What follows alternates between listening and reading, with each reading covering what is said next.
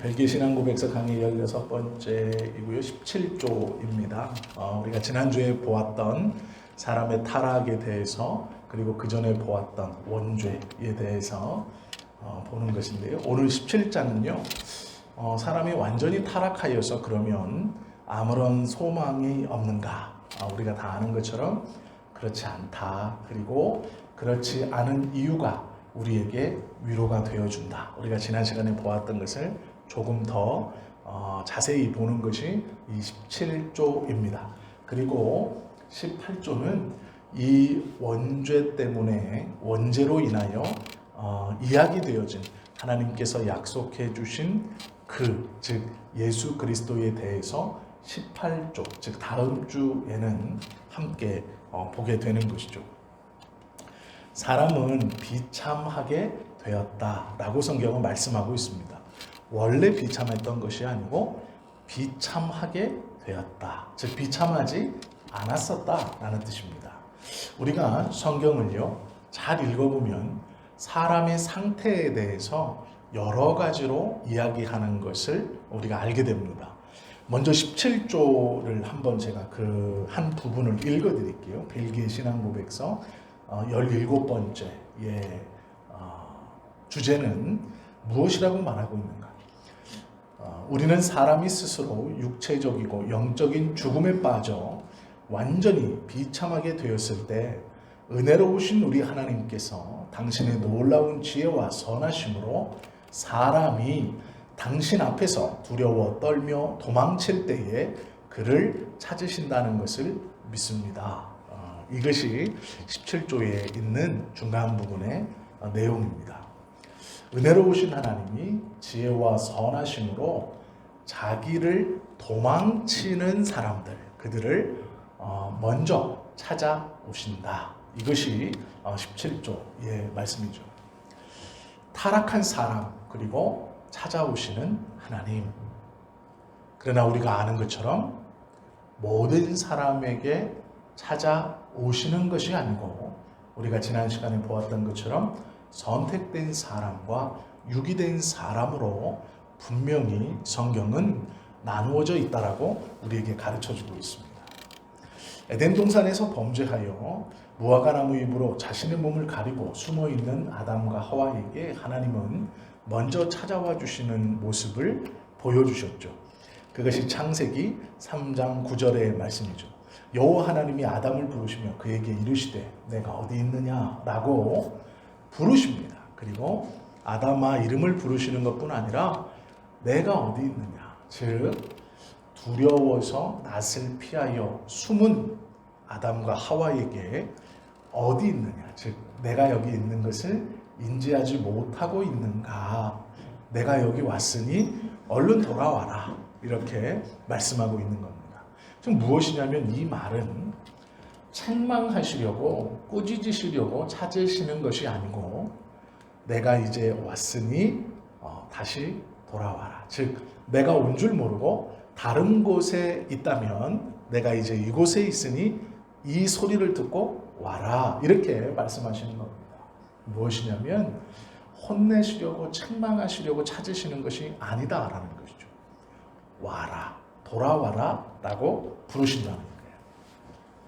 그러면서 우리가 너무도 유명하게, 그리고 성경에서요 가장 중요한 구절 중에 하나인 창세기 3장 15절의 말씀을 하나님이 친히 다 들리도록 그 장소에 있는 모든 것들에게 다 들리도록 말씀하십니다. 그 말씀이 오늘 우리가 보았던 성경의 말씀이죠.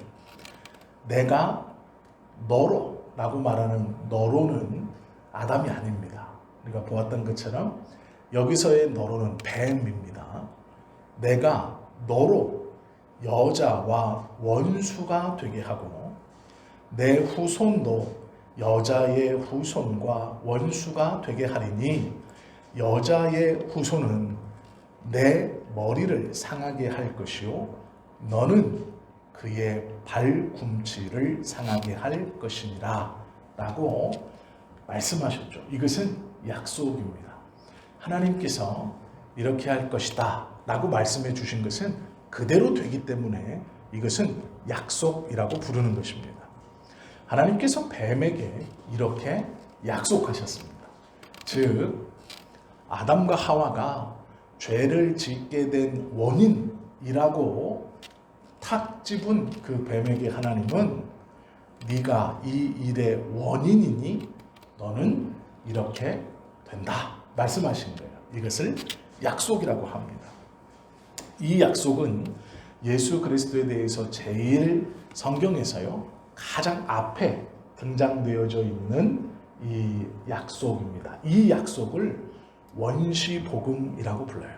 원시복음이라는 말은요 제일 오래된 복음, 즉 우리가 복음이라는 것을 좋은 소식이라고 알고 있고 신약에 이르러서야 복음이라는 말을 썼습니다. 즉 구약에서는요 복된 소식이라고 말을 했지 이것을 줄이거나 다른 뜻으로 사용하지 않았습니다.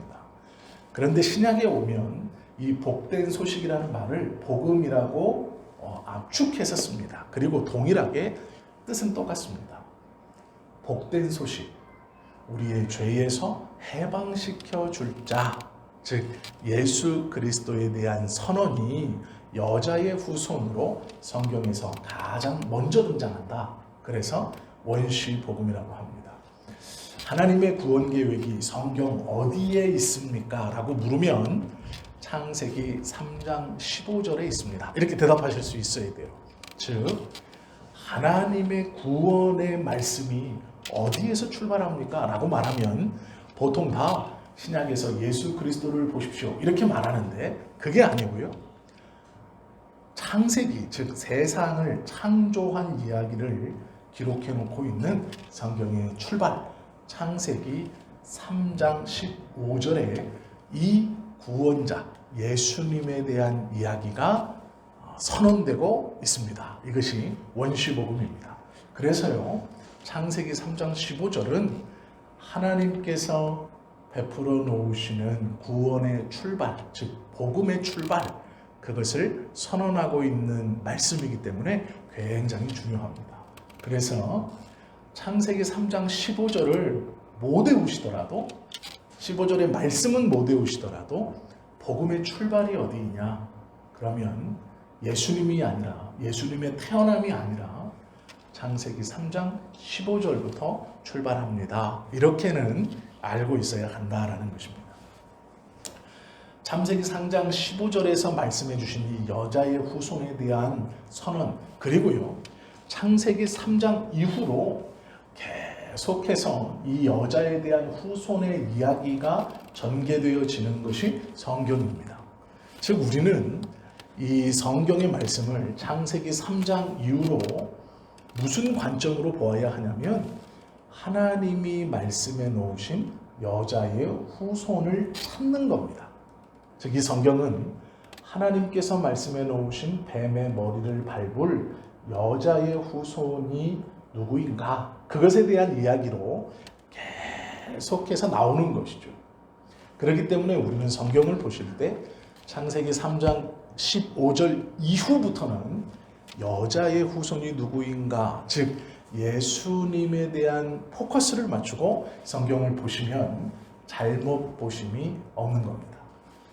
성경을 보실 때 창세기 3장 15절 이후로 예수님이 아닌 다른 것에 포커스를 놓고 보니까 성경은 우리로 복을 주는 요상한 책이 되어버린 겁니다.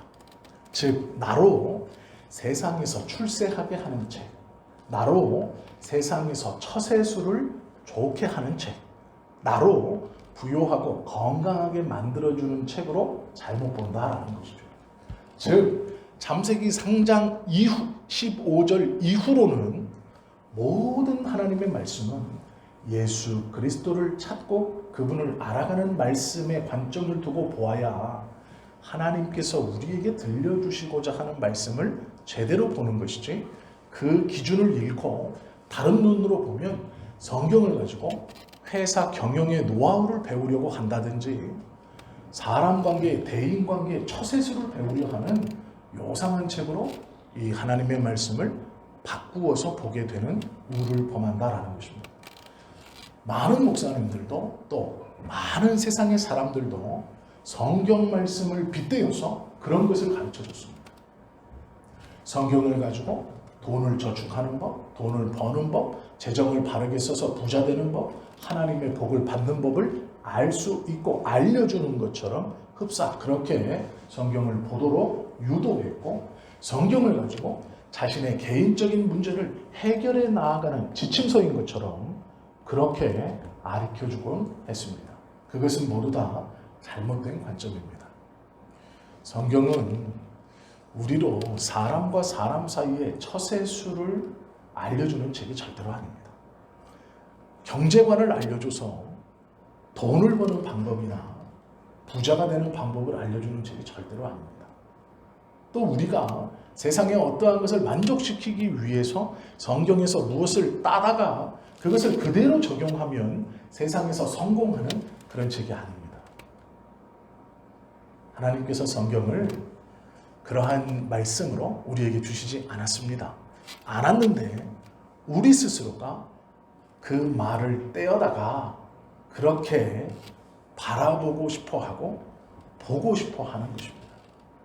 그것을 믿음이라고 착각하고 있는 것입니다. 하나님의 말씀을 어떠한 관점으로 보느냐, 이것은 하나님의 말씀의 의도를 그대로 파악할 수 있느냐 없느냐를 판가름하는 아주 중요한 시각입니다.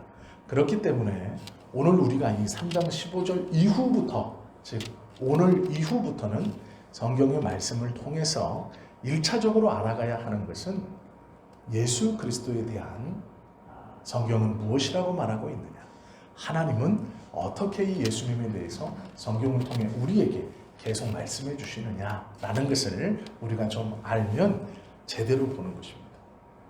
창세기 3장 15절, 이것을 원시복음이라고 우리가 지칭한다고 했습니다. 그리고 이 원시복음을 다른 말로 하면 언약이라고 합니다. 약속보다는 조금 더 강한 그러한 귀속력을 갖고 있는 것이 언약입니다. 약속이라는 것은 한 사람이 일방적으로 하는 것을 약속이라고 합니다. 즉 약속은 한 사람이 일방적으로 해도 성립됩니다. 즉 두 명의 사람이 나는 여기를 넘어가지 않고 내가 넘어가지 않을 것이니 너도 여기를 넘어오지 말아라. 즉 나도 안 갈 거니까 너도 오지 마라. 이것은 서로 상호간에 약속한 겁니다. 자, 이제 우리가 약속했어. 이것도 됩니다. 그러나 약속은 또 한편이 있습니다. 그것이 무엇이냐면요, 이 사람이 하든 말든 상관없이 일방적으로 나는 오늘부터 여기를 넘어가지 않겠다. 너에게 약속할게. 일방적으로 해도 되는 것이 약속입니다. 그리고 약속한 사람은 지키면 되는 것이죠. 그런데 언약은 좀 다릅니다. 언약은 처음에 약속을 얘기했던 것처럼 쌍방이 있어야 됩니다. 즉 꼭 두 사람 이상이 있어야 되고, 그리고 이 언약은 조건적입니다. 조건이 붙습니다. 즉 내가 이것 하면 나도 이것 한다. 그리고 어느 한편이라도 그것을 하지 않으면 이 언약은 깨지게 되어 있습니다. 약속과 언약은 조금 다른 것입니다. 약속은 한 사람이 일방적으로 해도 되는 것이고, 언약은 두 사람 이상이 조건을 가지고 함께 하는 것입니다. 그러면 우리 입장에서는 약속이 더 좋은 것 같습니다. 하나님께서 일방적으로 우리가 어떻게 하시든 내가 너를 구원하겠다 이렇게 약속해 주시면 얼마나 좋겠습니까? 그러면 우리가 이렇게, 예를 들어 우리 개인적 생각에 이렇게 힘들게 신앙생활 안 해도 하나님이 일방적으로 약속해 주셨다면 이루어 주실 것이다. 아니요, 성경은 그렇게 말하지 않습니다.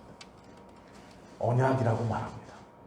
언약. 왜 그러냐면 약속은 강한 사람이 약한 사람에게 툭 던질 수도 있는 말입니다.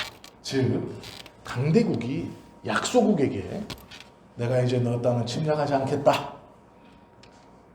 니는 그냥 이 땅에서 내 말 잘 듣고 그냥 잘 먹고 잘 살아라. 내가 이제 그냥 뒤 잘 봐줄게. 이게 약속이에요. 즉 뭐냐면요, 약속을 하는 사람은 크고 약속을 받는 사람은 작은 겁니다.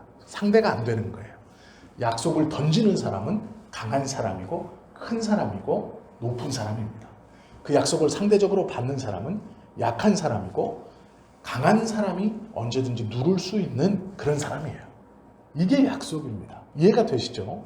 언약은요, 동등한 입장에서 보는 거예요. 즉, 언약은 이 언약을 출발시킨 사람이 상대방을 약자로 보는 게 아닙니다. 동등하게 보는 거예요. 비록 정말로 이 사람이 강대한 사람이고, 즉 하나님이 죄를 진 우리 인간을 무시하시고 내가 아무 때나 죽일 수 있고 내가 아무 때나 내 마음대로 할 수 있는 연약하고 나약한 존재로 보셔서 내가 구원해 줄게, 말 잘 들어, 이게 아닙니다. 비록 우리가 죄를 짓고 타락하고 하나님께서 주신 그 권위에서 떨어져 나와 정말로 볼품없는 큰 죄악 가운데 둘러싸여서 하나님 앞에는 은혜 아니면 나아갈 수 없는 비참한 상태에 떨어져 있을지라도 하나님은요, 그런 우리를 무시하고 약속을 주신 것이 아니고 하나님과 동등된 자로 여겨주시고 언약을 선언하신 거예요. 이해가 되십니까? 너와 내가 같은 지위에 있다.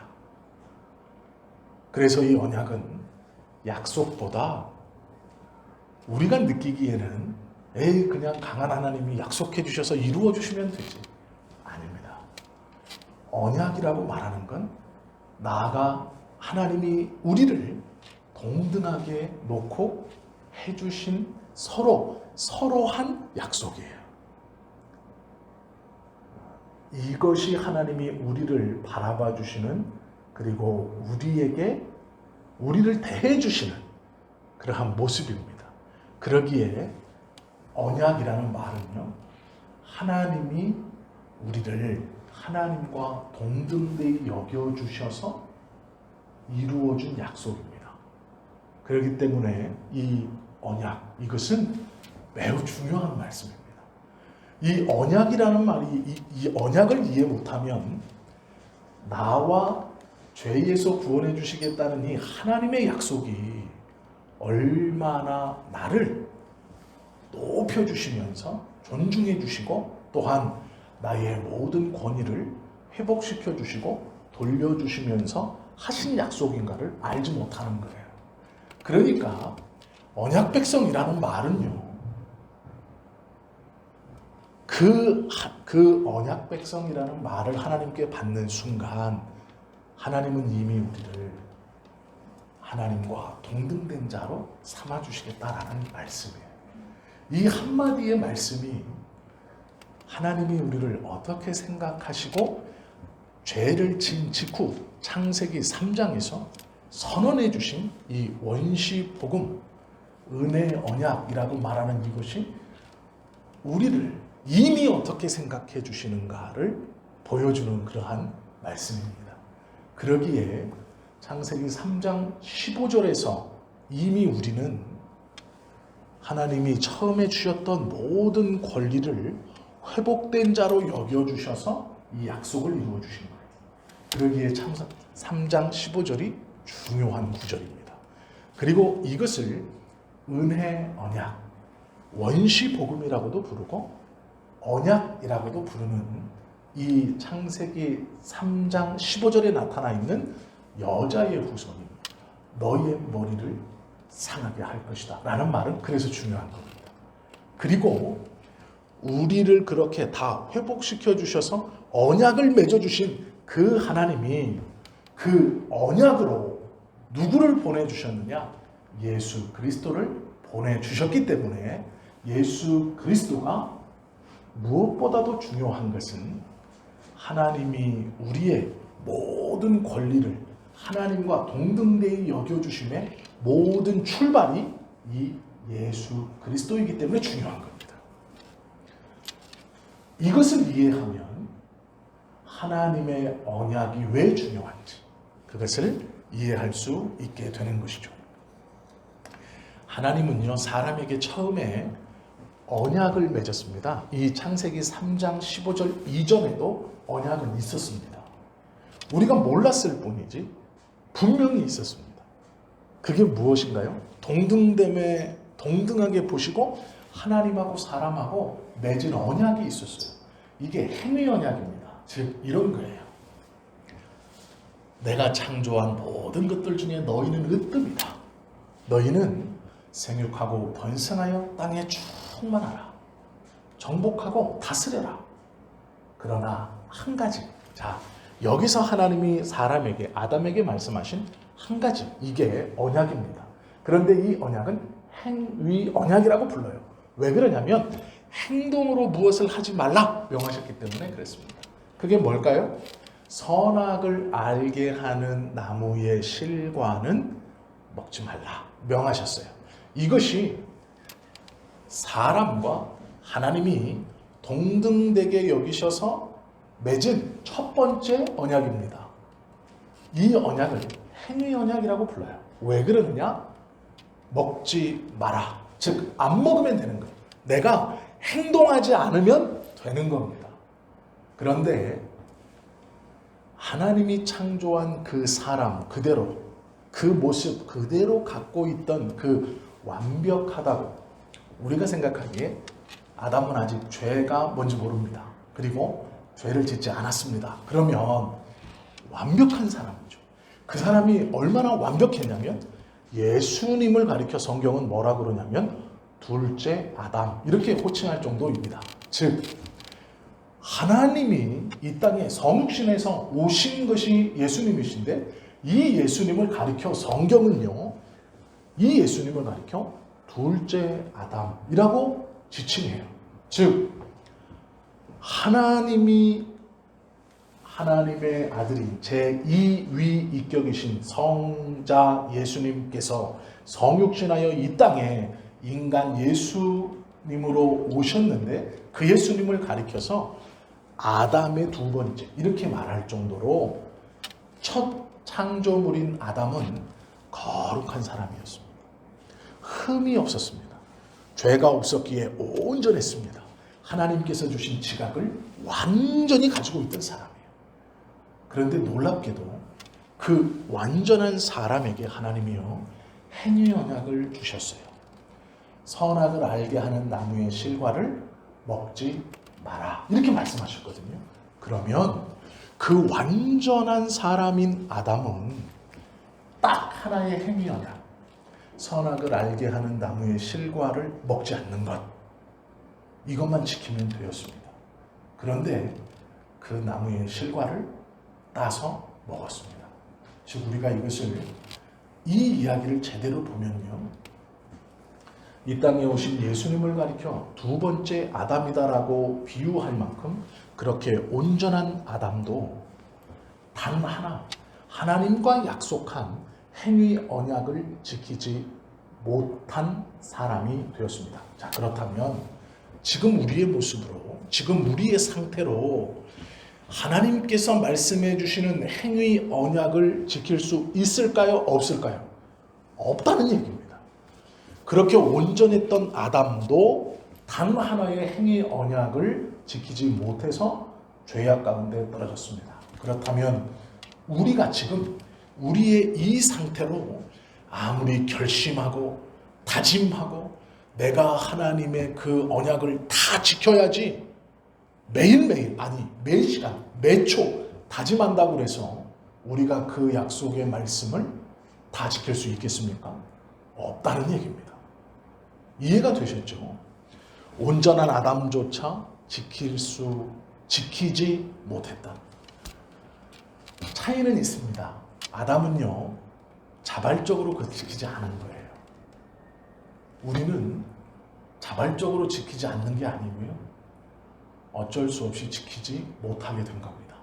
즉 아무리 애쓰고 힘써도 우리는 하나님의 언약을 지킬 수 없는 자가 된 것입니다. 죄가 그렇게 무서운 거예요. 우리의 결심, 우리의 자의로 내가 아무리 원해도 하나님의 말씀을 지킬 수 없게 만들어 놓은 것이 죄예요. 그렇기 때문에 예수 그리스도의 음성을 직접 듣고 아라비아 광야에서 3년 동안 하나님과 교통하면서 하나님의 모든 것을 깨달아 이방인의 사도로 부름받은 바울조차 그 복음을 전하면서도 그 죄의 짓눌림에, 그 죄의 영혼의 눌림에 누가 나를 이 공고한 몸에서 건져낼까? 라고 탄식할 정도였습니다. 즉 바울조차도 온전히 하나님의 뜻을 지키고 순종하기란 불가능한 일이었다라는 것이죠. 이때에 우리가 선악을 알게 하는 나무의 실과를 먹지 말라. 이것이 행위 언약입니다. 그리고 하나님께서 약속해 놓으신 그 행위 언약은 지금도 살아 있습니다. 오해하시면 안 돼요. 은혜 언약을 주셨다고 해서 행위 언약이 없어진 게 아닙니다. 하나님의 말씀이기 때문에 그 말씀이 하나님께서 언약으로 선포해 주시면 그 말씀은 이 세상이 끝날까지 계속 살아있어 그 말씀의 영향력이 있는 겁니다. 즉, 이 언약이 살아있는 겁니다. 오해하시면 안 되는 게요. 행위 언약으로 구원받는 것은 죽었다. 이렇게 말씀하시면 안 돼요. 그것은 하나님께서 제정해 놓으신 언약이기 때문에 그 행위의 언약, 즉 하나님의 말씀을 완전히 다 지키면 구원받는다. 그건 살아있는 말씀입니다. 그건 여전히 유효한 말씀이에요. 그러나 문제는 지킬 수 있는 자가 아무도 없다는 게 문제입니다. 우리 입장에선 지킬 수 없기 때문에 죽은 것이다 라고 보지만 하나님의 입장에서 그 말씀은 여전히 살아있는 겁니다. 즉 행위 언약으로 구원받는다라는 것은 하나님께서 말씀해 주신 그 말씀이고 약속이기 때문에 여전히 살아있습니다. 그러나 문제는 그 행위 언약을 다 지켜 구원받을 수 있는 자는 아무도 없습니다. 그러기에 지킬 수 없고 이룰 수 없는 것이기에 우리의 입장에서는 죽은 언약이라고 말하는 것이지 하나님의 관점에서는 그건 여전히 살아있는 것입니다. 그래서 사람들은 하나님께서 우리에게 가르쳐 주셨다고 믿는 율법을 다 지키면서 내가 예수 그리스도 오기 전에 이 행위 언약을 온전히 지킴으로 구원받을 수 있을 것이라고 믿은 것이죠. 그 행위 언약은 여전히 영향력이 살아있기 때문에 그렇습니다. 그러나 그 행위 언약을 다 지켜 구원받을 수 있을 것이라고 믿었던 사람들이 간과한 것이 하나 있습니다. 그것이 무엇이냐면 첫사람 아담조차도 그 행위 언약을 지키지 못했다라는 것입니다. 하물며 죄를 뒤집어 쓰고 있는 우리가, 즉 자기가 그 언약을 다 지킬 수 있다라고 자신하는 것은 교만함입니다. 성경은 지킬 수 있는 자가 없다라고 말씀하고 있습니다. 우리는 그것을 받아들여야 합니다. 받아들일 때 그 죄의 비참함이 무엇인지 알게 되고 우리 스스로 아무리 애쓰고 힘써도 하나님 앞에 나아갈 수 없다는 처절한 무능력을 깨닫게 되고 우리의 전적 부패를 인정하게 됩니다. 전적 타락을 받아들일 수밖에 없습니다. 아무런 소망이 없다는 절망 가운데 그 절망을 순순히 인정해야 됩니다. 그때 하나님의 은혜의 언약이 우리에게 비춰지는 것입니다. 우리가 우리의 힘과 능으로 하나님의 행위의 언약, 내가 무엇을 하나님 앞에 해서 그 보상으로 받는 구원을 도저히 이룰 수 없는 무능력한 존재라는 것을 인정할 때 이 죄라는 것의 무게에서 한치도 내가 벗어날 수 없다는 철저하게 타락했고 무능하고 나는 아무런 소망이 없다는 것을 인정하는 그 순간 이제 반대편에서 하나님의 은혜의 언약의 빛이 비춰지는 것입니다. 그리고 그 은혜의 언약의 빛은 우리로 행위 언약처럼 무엇을 지키거나 무엇을 하는 것이 아닙니다. 믿기만 하라 말씀하고 있는 겁니다. 행위를 하는 것이 아니고 믿기만 하라. 그렇게 철저하게 너를 누르고 있었던 그 죄의 무게, 네가 한치도 벗어날 수 없었던, 네가 한치도 너의 능과 힘으로 벗어날 수 없었던 그 답답하게 너의 영혼을 누르고 있던 그 죄에 대해서 예수 그리스도가 이 땅에 오시고 너를 위해 십자가를 지었다는 것을 믿기만 하라 말씀하시는 것입니다. 그러기에 그것을 은혜 언약이라고 부릅니다. 이것이 창세기 3장 15절에 선언되어져 있는 것입니다. 이미 창조를 말하고 있는 창세기 서론에 이미 이 은혜의 언약이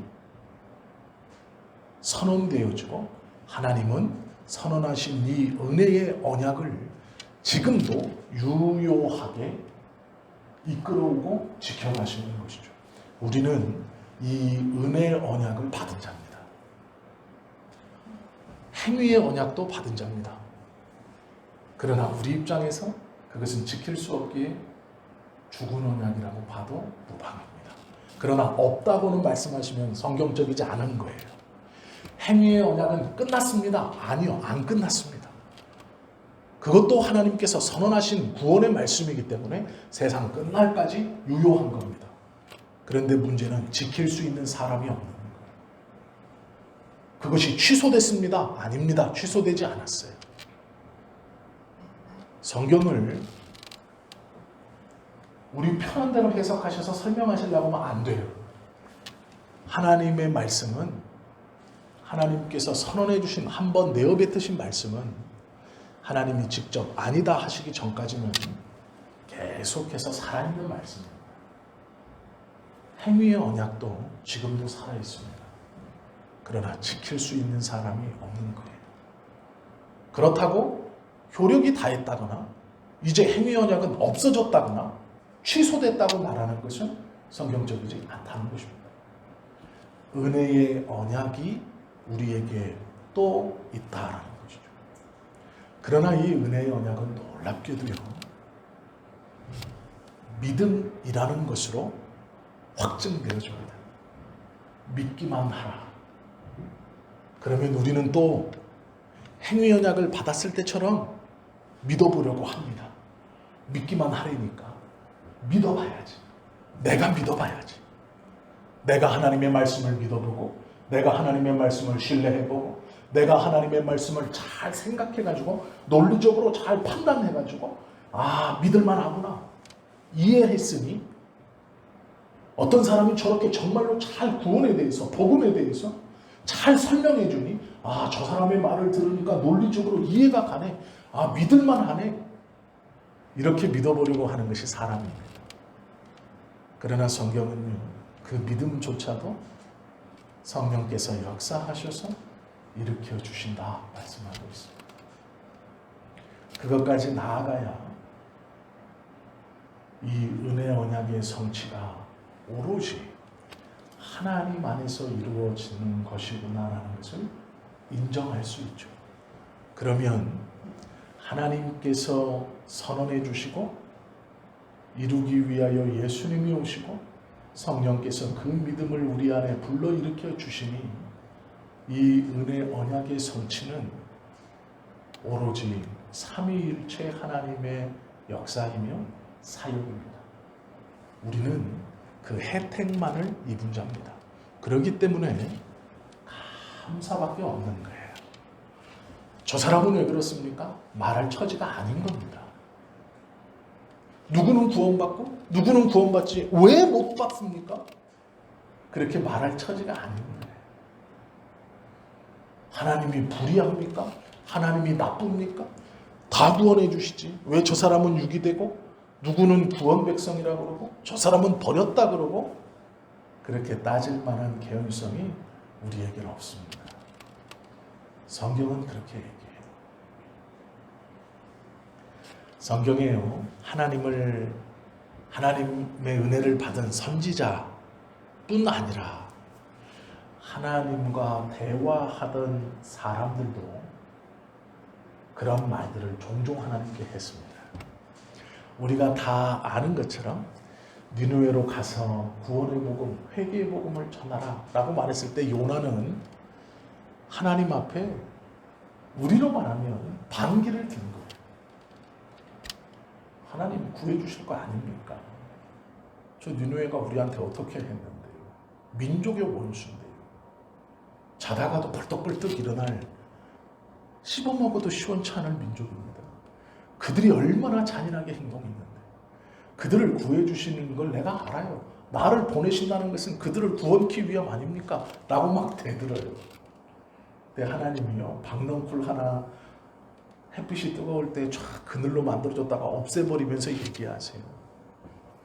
너 박넝쿨 하나 갖고도 짜증내고 소중하게 여기면서 저 생명은 내가 선택했다는 거예요. 네가 보기엔 원수지만, 네가 보기엔 잔인한 놈들이지만 내가 선택했다는 거예요. 그러니 너는 가만히 있으라는 거예요. 욥도 마찬가지입니다. 욥도 하나님 앞에 하나님 누가 봐도 나 의로운 사람 아닙니까? 그리고 저는 겸손하기까지 합니다. 저는 한 번도 하나님을 어긴 적이 없고 지금 이 고난 가운데서도 하나님을 부정하거나 원망한 적이 없습니다 라고 물을 때 하나님이 잘했다라고 안 해요. 아, 욥아 네 믿음이 참 잘했다 이렇게 말씀하지 않아요. 내가 세상을 창조할 때 너 어디 있었느냐? 내가 그 무시무시한 짐승들을 만들어 천하를 울리게 할 때 너는 어디 있었느냐? 내가 이것을 할 때 너는 무엇을 했느냐라고 물으세요. 즉 내가 세상을 움직이는 일에 너는 아무것도 아니라는 거예요. 하나님께서 베풀어 주신 구원의 은혜의 역사에 사실 우리는 아무것도 아닙니다. 하나님께서 이제라도 툭 털어내면 떨어지는 먼지 같은 존재들이에요. 그런데 그 은혜를 받아서 누리고 있을 뿐만 아니라 우리는 부족하다고도 외쳐요. 하나님 부족합니다라고도 말해요. 그러면 우리 하나님이요, 그 부족하다고 말하는 것도 채워주시는 분이에요. 그런데도 감사하지 못하고 자기가 잘나서 그것을 받은 것처럼, 내가 무엇인가를 잘해서 그 은혜를 받고 있는 것처럼 우리가 착각하며 살아가고 있죠. 은혜 언약을 맺었다라는 것은요, 우리 안에 깨어져 부스러진 하나님의 형상을 회복시켜 주시겠다라는 뜻입니다. 즉 하나님과 아무 때나 에덴 동산에서 거닐며 대화를 나눴던 아담처럼 우리를 그렇게 회복시켜 주시겠다는 뜻이에요. 이유가 있습니다. 하나님 스스로의 선하심과 자비하심이 그 출발입니다. 조심스러운 말씀이지만 하나님은 외로우신 분이 아니세요. 부족하신 분이 아니십니다. 우리가 그분에게 있고 없고 그분은 중요하지 않아요. 많은 사람들이 하나님을 믿고 안 믿고 하나님은 중요하지 않습니다. 사람들이 하나님을 찬송하고 안 하고는 하나님의 입장에서 아무런 것도 아니에요.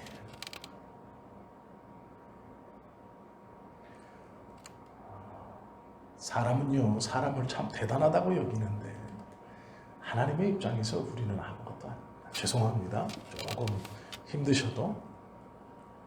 그러나 하나님께서 우리에게 독생자 예수 그리스도, 즉 성자 예수님을 보내셔서 성육신하게 하시고 십자가에서 멸시를 받고 죽이시고 부활케 하심은 우리로 너희 스스로 객관적으로 냉정하게 보아서 아무것도 아닌 너희를 주관적으로, 즉 내가 너무 사랑하고 있다라고 말씀해 주시는 거예요. 객관적으로 보면 아무것도 아닌데 하나님이 주관적으로 보시면 너무 사랑하고 있는 그 사랑의 출발은요, 우리의 어떠함이 아니고 하나님의 자비와 인자하심에서 출발하는 겁니다. 즉 하나님 스스로가 완전하지 않다면 우리를 사랑해 주실 필요가 없어요. 사랑하실 필요가 없어요. 하나님이 완전하시기에 그 완전하심 안에 스스로의 선하심과 스스로의 자비로 자기가 만든 피조물을 자기의 목숨처럼 사랑하시고, 성경은 내가 나의 아들로 삼았다라고 말씀해 주셨어요. 그 말씀이 진리이기에, 그 말씀이 진짜이기에 성경은요, 천사도 흠모할 만한이라고 사람을 지칭합니다. 천사도 흠모한대요. 흠모가 뭐예요? 드러내놓지 못하고 사랑하는 거예요. 천사도 흠모한대요. 무엇을요? 우리가 하나님의 자녀됨을 드러내놓지 못하고 흠모하는 거예요. 그만큼 비교할 수 없는 은혜를 우리가 다 지금 받고 있는 겁니다. 우리가 받은 구원이 이럴진데 실망하거나 좌절하거나 불평할 필요가 없는 것이죠.